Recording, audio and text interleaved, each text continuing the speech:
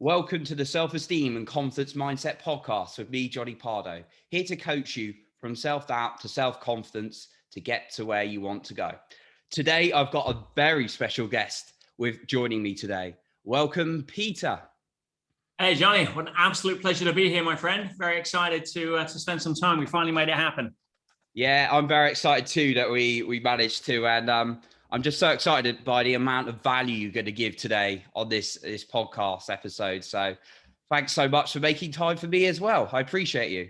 Very welcome. And that's our intent. So yes, I'd invite the audience to set an intent to really listen in, to tune into what can be of value to them as well. And let's see where we meet in the middle.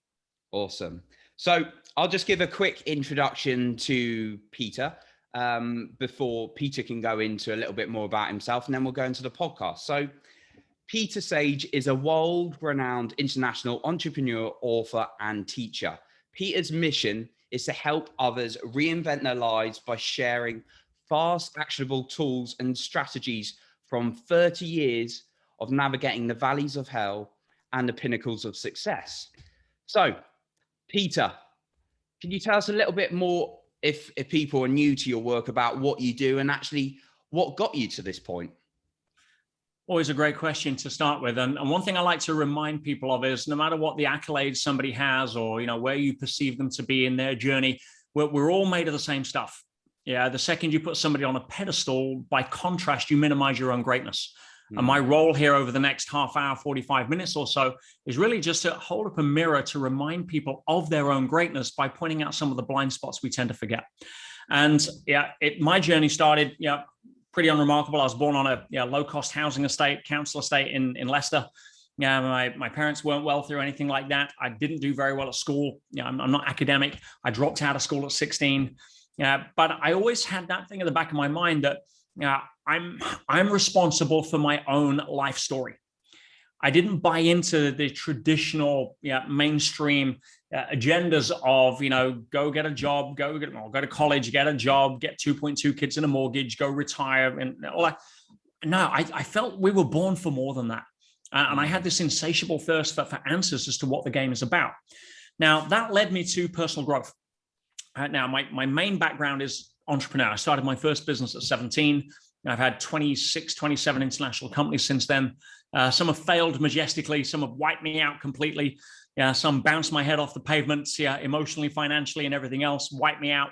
Some multi-million-dollar success stories and pretty much everything in between. And what I learned through that was that the parallel journey that I took, one was business and the other was personal growth. And personal growth defined by an intent to want to become a better version of myself. Now, initially, that was driven by insecurities. I think we all have, the fear that we're not enough. And we're going to talk about that as we move forward. But it was really a case of, as I was learning personal growth, and I came across some of the great names that we're all familiar with, like Tony Robbins, who had the privilege of working as a trainer for a decade and a half. Somebody who I know you know very well, Joseph McClendon, an amazing gentleman with a wealth of knowledge and experience. And it really started me down a specific path of personal development that very few people look at. And that was not the motivation side. That is full of people teaching you how to be motivated. It wasn't really so much the confidence side. It was something different. It was about understanding human behavior. What makes us get up in the morning excited or not excited? What makes us get on with each other? What makes us, in face of all of the odds, still step up and reach for beyond our comfort zone? Versus those people who have all of the resources, they have the right parents and the background and the credit score and the ideas and the education, all of that stuff, and they never take the bat off their shoulder and take a swing and live what would be essentially a disappointing life in relation to their potential. What is the difference? It's not IQ. Plus or minus, we're all pretty much similar IQ. It's not levels of desire and motivation. It's not levels of, they're all byproducts or consequences of something deeper. So as I was charting my own journey, rather than focus on how to be a motivational speaker or anything like that, it's like, no, let's go deeper. Let's peel the onion back. Let's look deeper in the mirror where most people don't want to look. And what I discovered and the way that I'm hopefully able to try to frame it in simple terms, because I'm not a qualified psychologist, thank you, or a psychotherapist, if you spell it out. Yeah, it helps people make better sense of their life, whether that's their limiting beliefs or patterns, or whether that's to help charter a way out of the maze that people end up on this hamster wheel of mediocrity that they never really know how to step off of. So that's really my background. And I've been very blessed over the last 30 years now with having that quest to have formed a philosophy that I think, if I can share some of the key points with people today, is going to really help them take a step forward practically, rather than it become more data for later, which is where most personal growth ends up. Yeah. That's a fantastic introduction, Peter, and I'm looking forward to hearing about some of those principles.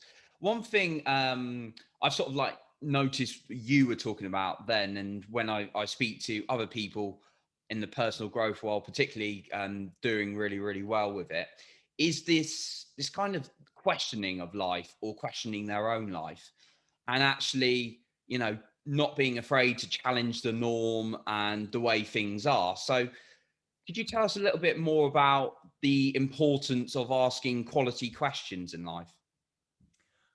Questions are the steering wheel of the mind.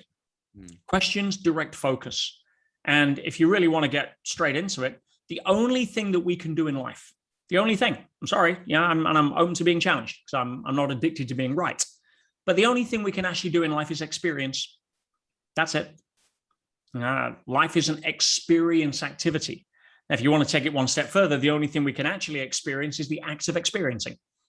But when it comes to questions take the reins of the self-talk and the direction of focus, and they apply it to something. So if you go to the Amazon rainforest at night and you have a flashlight, you can point that flashlight in many different directions. You say, oh my goodness, look at this snake eating a rat. Or you can say, wow, look at this hummingbird being born. Everything is available. You have the ability to ask whatever questions. But where do you want to point your flashlight? Because most people point it in a direction that doesn't serve them. They ask questions like, what's wrong with me? Why can't I have something? Well, guess what? Your brain is designed to find the answer. It is a faithful Labrador that will go chasing after the stick, and it'll bring it back. Now, some people, that's not a stick, it's a hand grenade, right?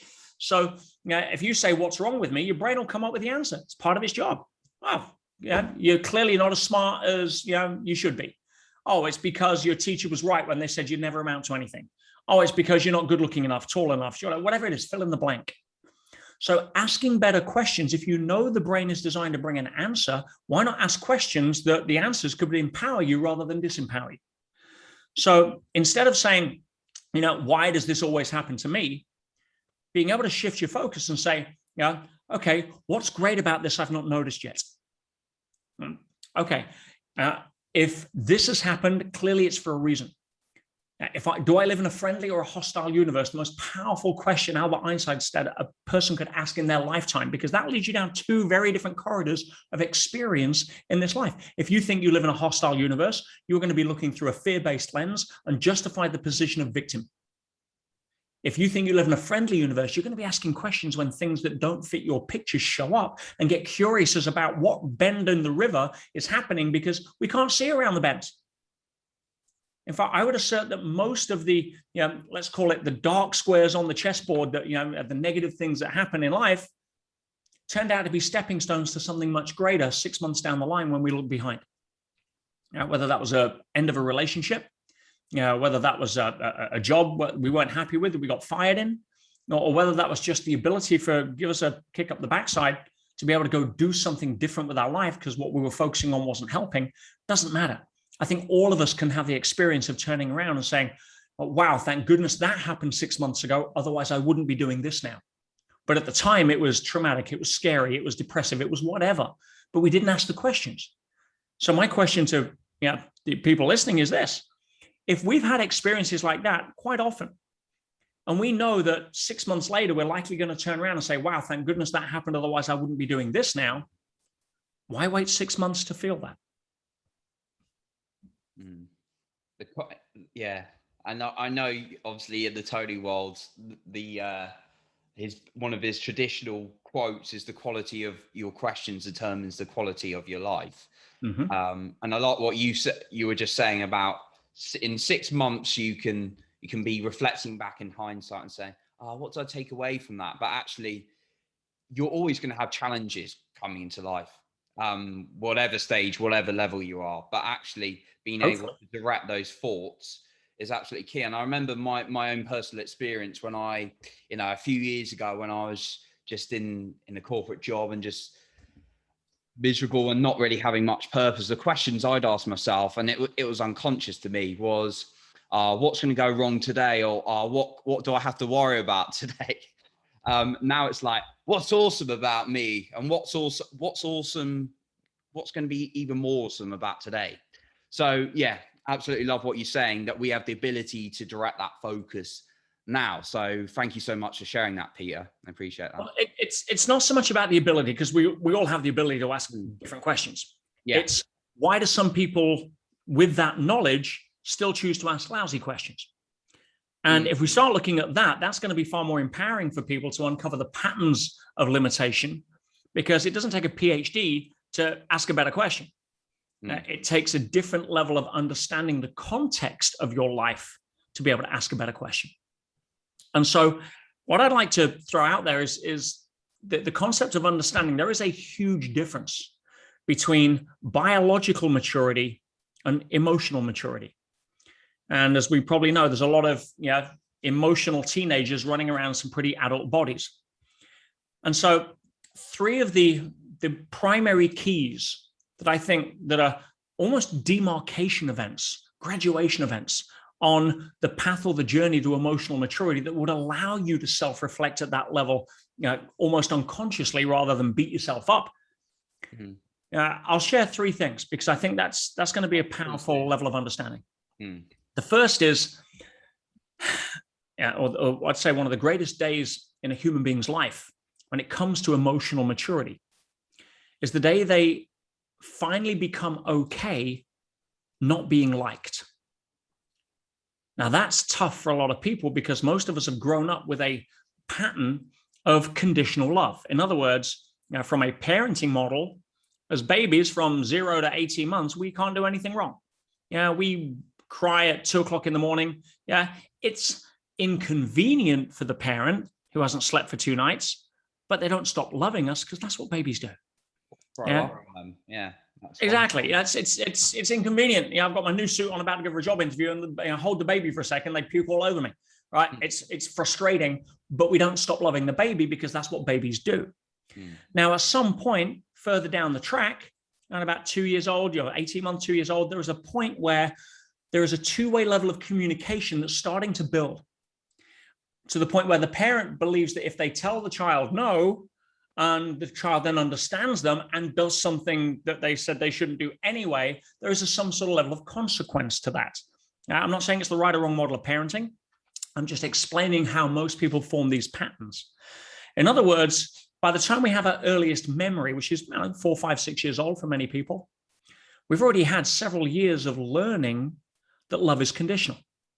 When I say love is conditional, I'm talking about from the perspective and the perception of the baby or the child, because I'm not saying the parent stops loving the child, but perception is reality.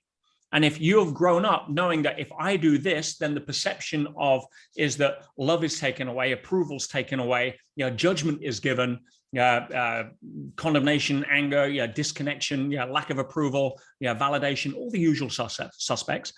I have a model of the world that says I need to act in a particular way in order to get somebody else to approve of me. I become massively externally validated.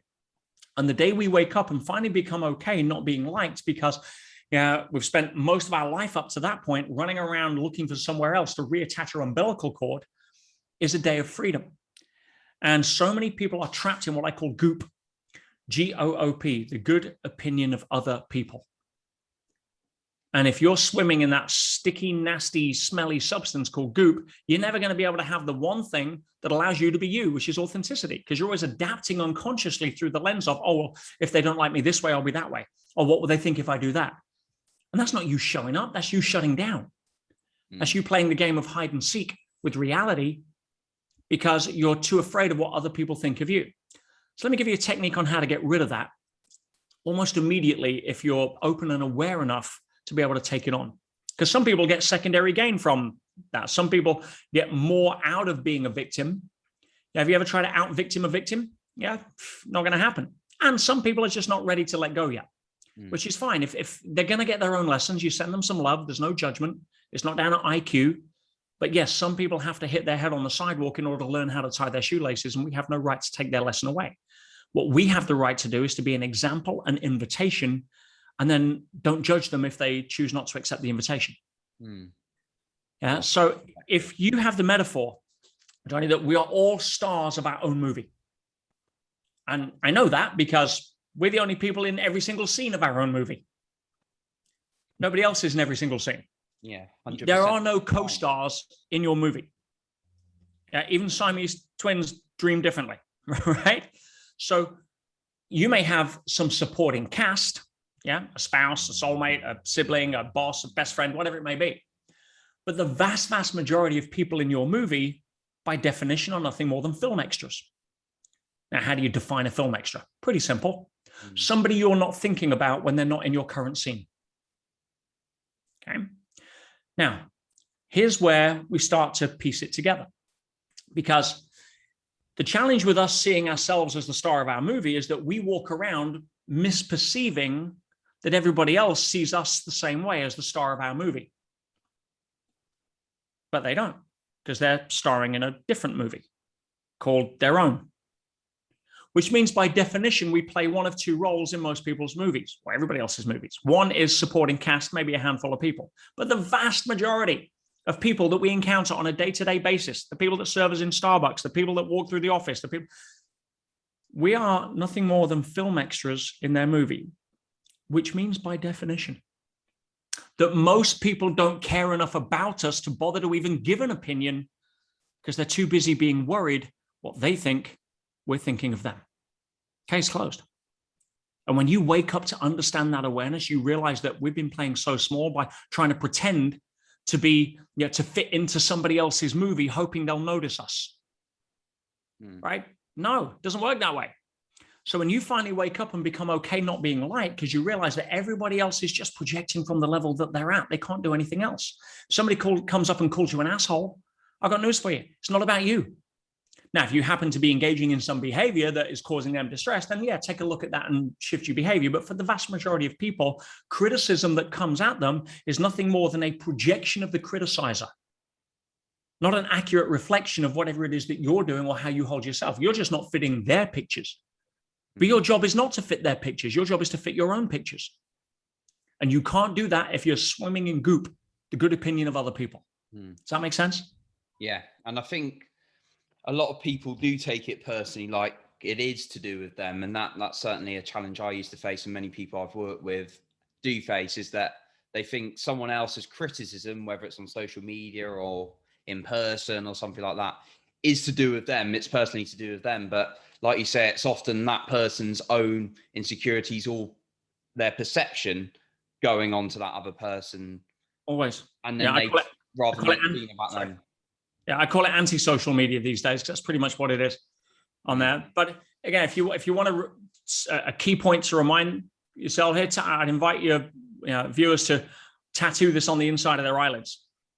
The moment we make it about somebody else, we lose our power. The moment we make it about somebody or something or some experience or something, whatever it may be, the moment we make it about anything other than us, we lose our power. Somebody comes up, calls us an asshole, we make it about, oh, that nasty person, and we start reacting. No. What am I here to learn? Yeah. What's my invitation here? My invitation is to be able to hold a space for this person, to look at it from a different place of curiosity as to why somebody who hardly even knows me, would come up and project that. It's not about, it's not about you as such, but it's not about, your, I say, if you make it about blaming them rather than seeing what you can learn, or shifting, owning the power of the perspective by seeing it for what it is, then you're giving your power away if you start being reactive to other people. Because one of the greatest sources of stress is expecting you from other people. When you want to live your life through the lens of thinking that somebody else should act, be, do, or behave in a way that you want them to, you're setting yourself up for banging your head on a wall. You have no control over that. Of course not. Yeah. But most people project, which is why when they do project, if we take it personally, we lose our power. It's not about that. Second biggest day in the journey of emotional maturity.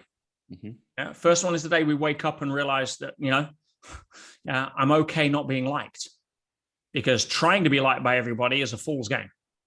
I don't want to be liked. I want to be authentic. And then the people that are meant to like me, it's just the old saying, those that mind won't matter, those that matter won't mind. So, but the second big day is the day we wake up to the reality that life is not a comfort-centric experience, but life is a growth-centric experience.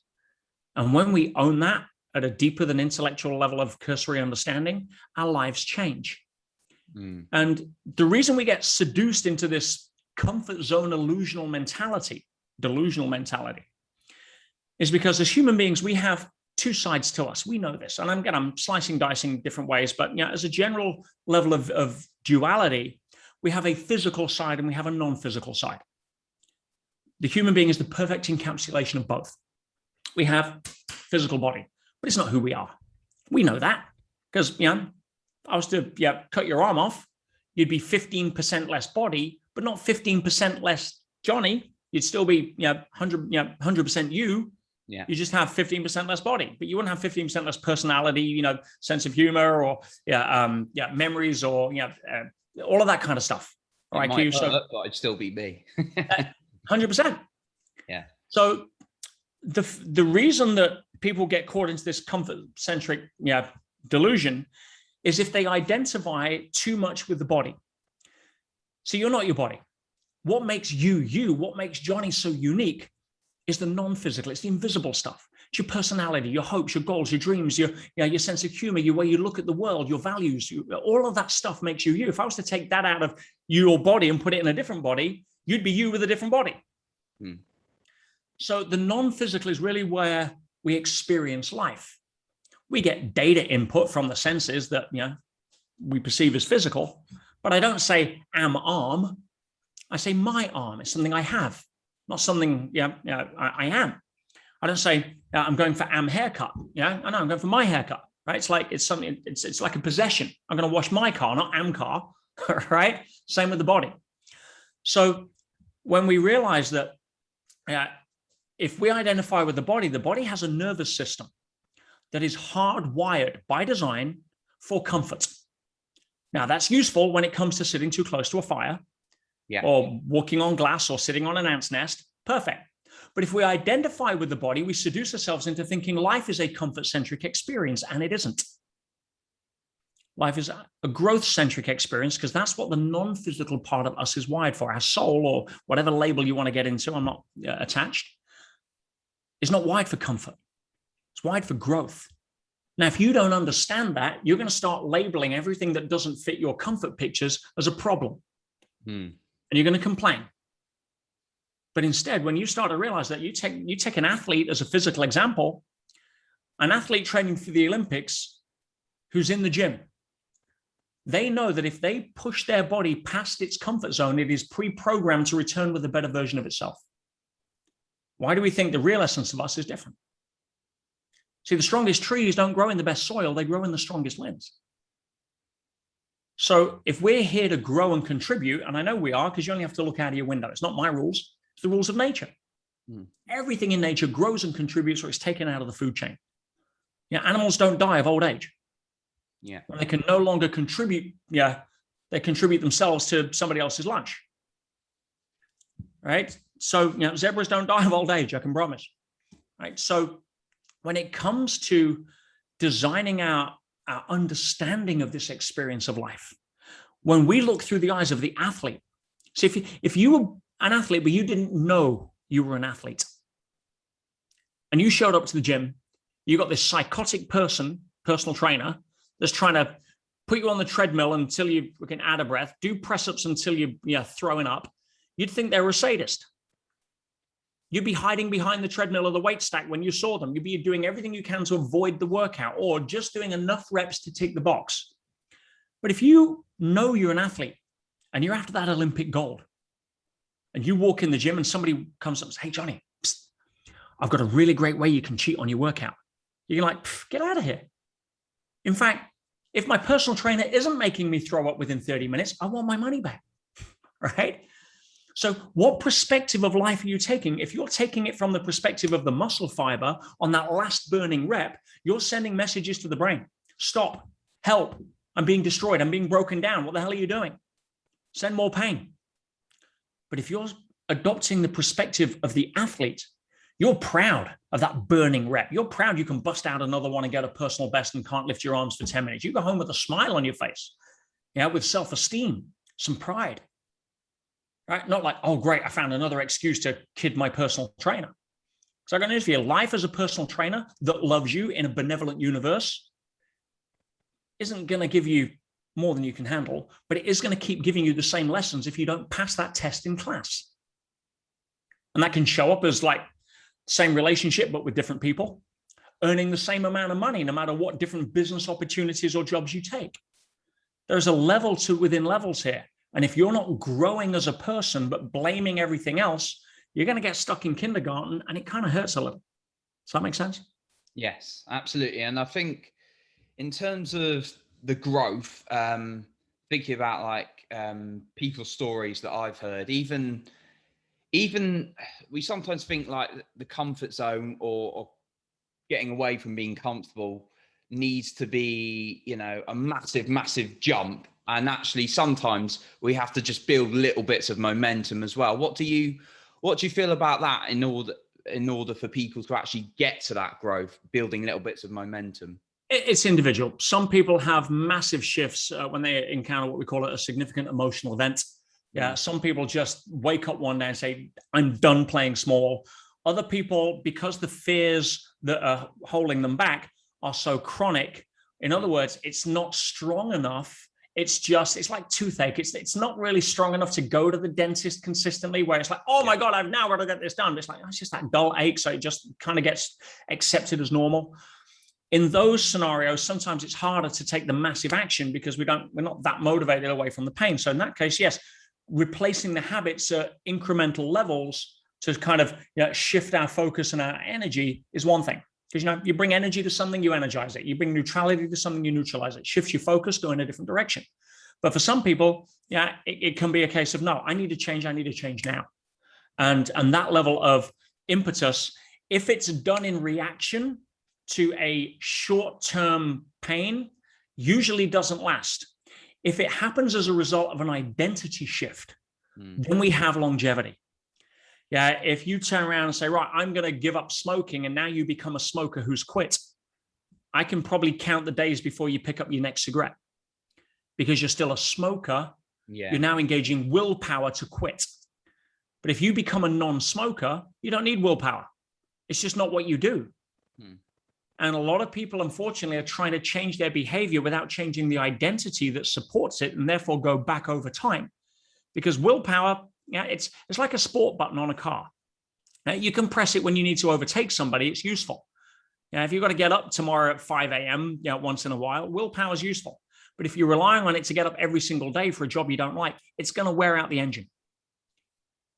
I could have every intention to have all the willpower in the world to hang on to a tree branch over a cliff for as long as I can. But if you come back in 3 days, I'm not there. There's a time limit. It's only short term. Yeah. And I like what you touched on in identity a bit in there. And I mean, one practice that we talk about often on this podcast is use of incantations and getting it into the system a little bit. Are there any kind of things you would recommend to people trying to shift their identity? Incantations are very good in terms of the cementing the cracks in the wall. But if you've still got pressure on the wall that's causing the cracks, it's still going to be temporary. In other words, if you're pasting over at the top of an unresolved belief system, even with an incantation, then it's not going to be as effective as looking at what patterns were creating that in the first place. Now, one of the things I say to people is, again, your relationship to reality is primary.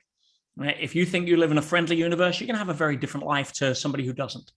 If you understand life is non-linear, you're going to have a very different experience that everyone's trying to take control of their life by thinking that everything has to happen in a straight line according to their rules. Right? Well, it doesn't work that way. So when it comes to, for example, let's take relationships, not just intimate relationships, but everything in life is a relationship to an extent.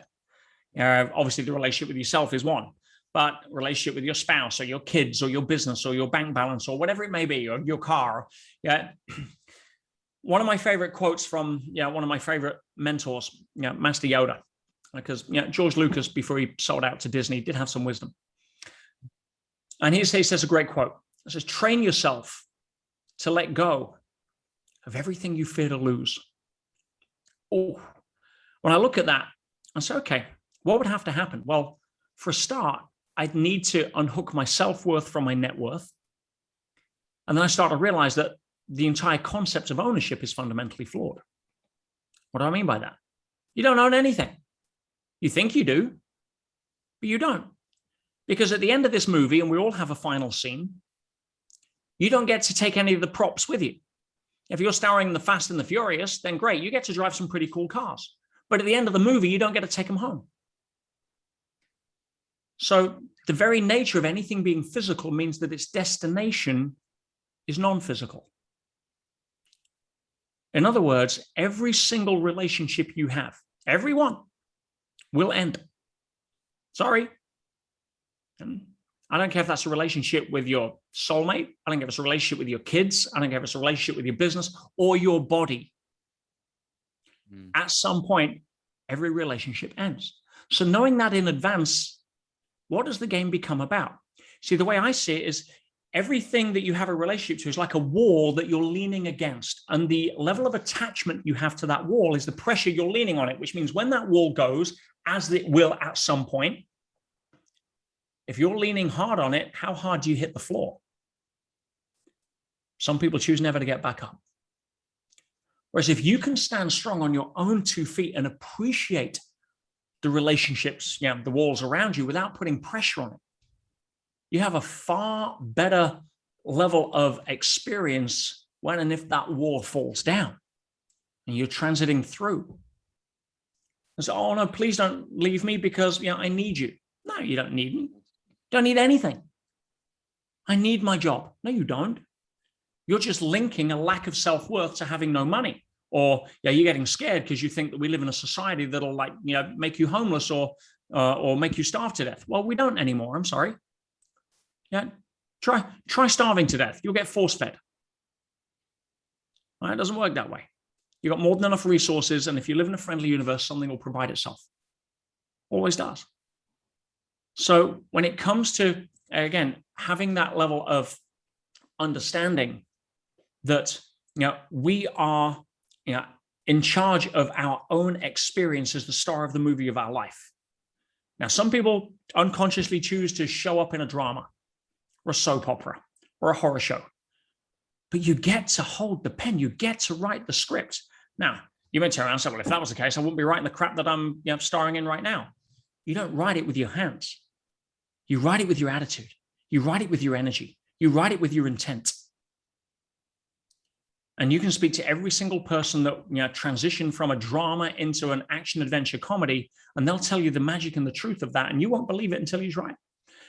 As I said earlier, some people are just more into getting the secondary gain out of being in victim mode because it doesn't take courage. And courage is your gateway from a life of misery to a life of power. I don't mean courage to walk up to 3 guys in a bar. I'm talking about sometimes the courage to say sorry, the courage to fix a broken relationship, the courage to look at some of your faults and say, hey, it's just who I am and I'm on my own journey. I'm sorry if I did that. That's authenticity. That's what brings out the level of life and brings us to essentially to understanding the third key here, which I want to share with people. And that is this: outer world follows inner world. Most people have it backwards. Most people don't realize that the outer world is a mirror that is constantly reflecting back. And if they don't like what's in the mirror, here's what they do. They're getting angry at the mirror because it's not smiling. That's pretty futile. And what do they then? They try to force it. They say, oh, give me a lipstick, give me a Sharpie. And they try to draw a smile on the mirror. They try to fix the outer world without fixing the cause, because they're playing a fundamentally flawed game. And that fundamentally flawed game is what most people play, unfortunately, or variant thereof. If you're in victim mode or achiever mode, you're playing these two games. You're either playing feel great when, right? That's the achiever game. I'll feel great when I have the car and the body and the girlfriend or the blah, blah, blah, whatever it is. When I get so-and-so, then I will feel X. That's your achiever game. The victim game is a worse version of that. It's feel great if. I'll feel great if this would happen, or if that happened, or if that, whatever. The real successful movies that transcend all of that kind of drama, not the growth experiences. We're meant to be in the workout in the gym. Once you recognize that, you start having a different relationship to it. But the people that are playing the best games are playing the game of feel great now. Oh, I just lost my job. Feel great now. Why? Because something around the river is going to show up in a more exciting way. Or you're going to have some more stories for your grandkids one day to inspire them with when they lose their job and see how you handled it. Feel great now. If you're playing feel great if, because you think you're going to get to the end of the rainbow, and you know the amount of entrepreneurs that I've coached that have got to the top of Success Mountain and then want to hang themselves. Why? Because they had this mindset that says, I'm going to put all of my time, effort, and energy into being able to go and achieve. I'm going to go be successful. Welcome to 95% of personal growth, by the way. And here's what I'm going to do. I'm going to sacrifice, pay the price, do what it takes, get up early, stay up late. I'm going to, and they spend the best part of their life, 10, 20, 30 years sometimes, giving up, sacrificing their relationships, sacrificing their health, missing their kids grow up, so that they can finally get the very, very few, get to the end of that rainbow where there is actually a pot of gold. They exit their company, they IPO, they do something, whatever it is. And what happens? They've now made enough money, finally. What do they do with it? They have enough money to pay for their divorce, to hire a personal trainer or a surgeon to try to get their health back, and buy their kids loads of crap so they think they love them again. I mean, is that not the lie that so many achievers are trying to run forward to, because they miss the game of feel great now? They're running east looking for a sunset. And what do they blame? They don't blame the direction. Oh, I need better sneakers. I need a better personal trainer. I need to run faster and harder. Well, that's wrong game, wrong paradigm. Or they even try and think, well, I'm going to be happy when I get there. And they can see the horizon. I'll meet you on it. So they keep running. When I get to the horizon, then I'll be okay. Not realizing it keeps moving. But I can see it. Well, the fly at the window can see where it wants to go, but it still dies banging its head against it. Come down next morning and it's on the windowsill. And the people that realize there was an open window 3 inches to the left are the people that are playing the game of feel great now. Not feel great, because. No, that's never going to work. Oh, now I've got a reason to be happy. No. The reason to be happy is the fact you're starring in your own freaking movie in a time in human history that our ancestors have dreamed about. When you can start finding things to be grateful for rather than complain about, your emotional maturity is suddenly caught up. I love that. And I think that relates to so many of us as well, in terms of we're constantly chasing something when actually, if we can't be happy now and pleased and grateful with what we've got now, more money, more success, more fame is not going to give us that if we can't appreciate it now. And I think that's what you're saying. Well, and the reason most people think that money is going to make them successful or make them happy is because a couple of reasons. One is a lot of their current personal pain points could be solved by an immediate money. I can't afford the mortgage on Friday. I can't afford to put my kids in the school I want. I can't afford to eat off the left side of the menu, not the right side of the menu. So they perceive that by having more money, those will go away and I'll have no problems. Well, no, you just trade those problems for a better level of problem. Right? That's part of the game. The other reason, as I say, they link their self-worth to their net worth, which is just a fast track to Stressville. But when you really start to live these principles, I want to give a case study. I don't want to make this theory. Theory doesn't pay the mortgage. I want to give a practical case. And as you mentioned, just we were chatting before, that I had an interesting scenario 4 years ago now, where I was arguing a multi-million-dollar business deal in court with a multi-billion-dollar opponent, which was not the smartest idea. They have a lot more resources to hire a lot better storytellers, also known as lawyers. And I got sentenced to I did 6 months in prison, in Britain's most violent prison, as the only non-criminal. Now, bearing in mind, I've never been accused of a crime. I've never been arrested. I've never been found guilty. Never been charged. It's one of those weird quirks in English law where they put in a contempt of court application. I treated it as a chess move. Didn't give it any credibility. My mistake. My ego certainly didn't help, because I was kicking back against what then turned out to be complete fabrication, because they dropped all of the civil action afterwards. But when I went in, I was at the top of my game at the time. I had 50 staff. We were changing thousands of people's lives. I was just about to have my wedding in Italy, all paid for, everything. And I was turning around to my staff and say, "Hey guys, just got to pop into court next week and get rid of this BS, this allegations that are just trying to bully me financially into some sort of settlement," which is what litigation is in business. Any entrepreneur will tell you that. When it comes to litigation, it's not about who's right or wrong. It's a chess move. It's a tool. Anyway, they knew how to play chess better than I did, and I lost everything. I went from 50 staff to 3 staff in 3 days. They hit me with legal costs of hundreds of thousands of dollars in debt. I lost my credit rating, my business, my credibility, everything went. And I got marched into the toughest prison, not segregated. I was treated like one of the criminals for 6 months. And in that scenario, you got a choice. You can choose to get upset.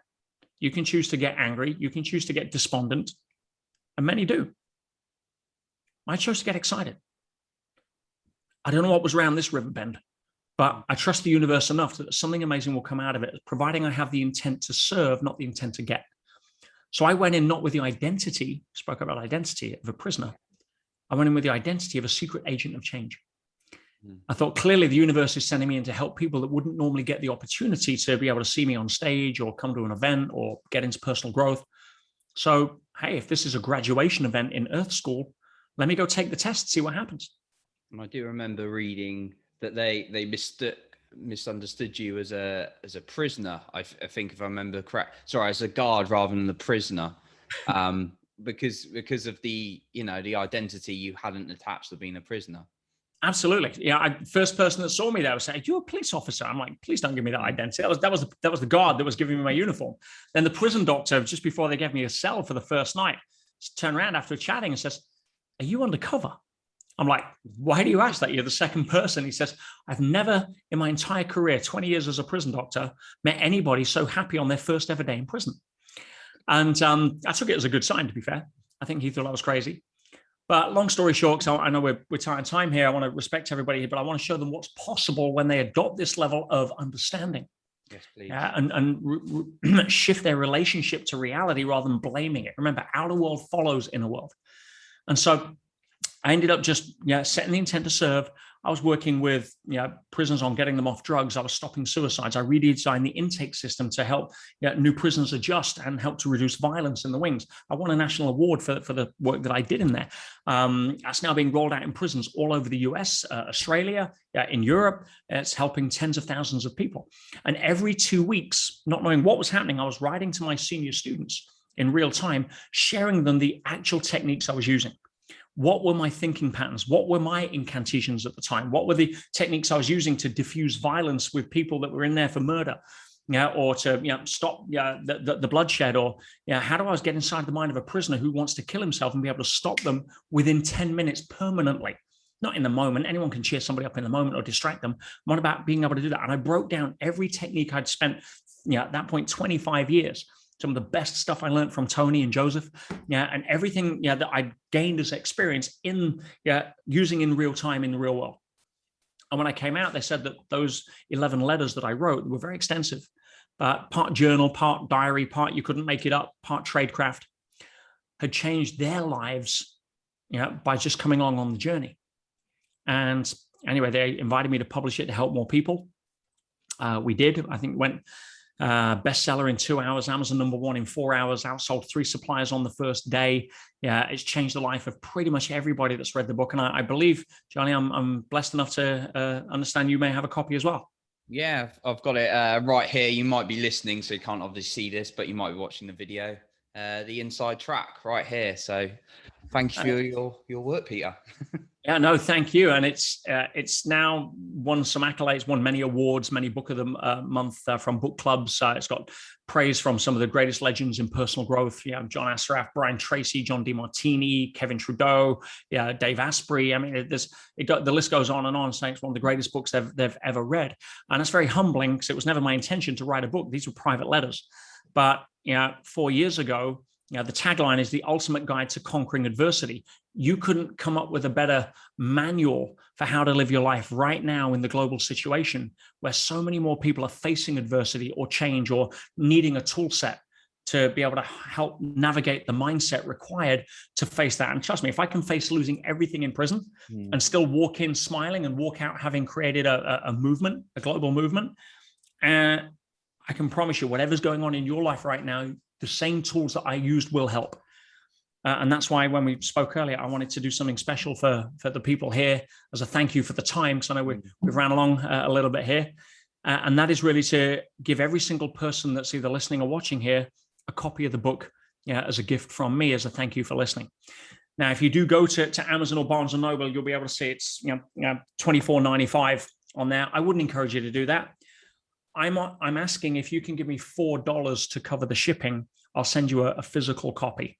And the reason I ask for $4 is that it costs me, being completely transparent, about $16 to $18, depending on where you live, to have it printed, shipped to my warehouse, paid for storage, packed and picked, and then put in the mail to whether you live in the US or UK, or Australia, or whatever.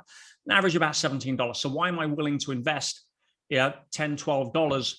A, as a thank you for putting me on the show here. B, I think it's going to help a lot more people because that's my outcome. And C, if you don't pay anything, you're not going to pay attention. So $4, if you're not willing to spend $4, if I'm willing to spend 17 on you guys, then you don't deserve a book. Just being frankly honest here.